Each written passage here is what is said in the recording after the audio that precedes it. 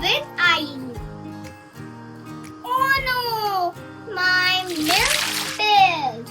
Should I cry? Oh no! Or should I just grab a cookie and move on? Today's idiom is don't cry over spilt milk. Sounds silly, right? Huh? But this phrase isn't really about milk. It's about mistakes, accidents, and a little oopsies in life.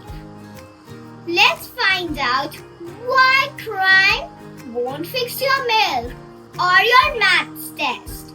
Oh, Okay, picture this. You're holding a big yummy glass of milk. You trip over your dog's tail. Splash! Milk everywhere.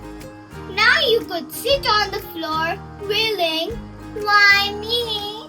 Or you could just clean it up and pour yourself another glass. That's exactly what this idiom means.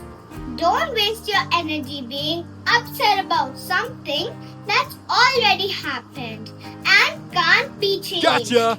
So next time life spills your milk, don't cry, just clean, smile, and move on.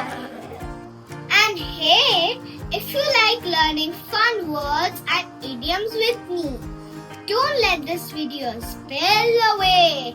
Hit that like button, share with your friends, and subscribe before my cookie gets soggy. Bye!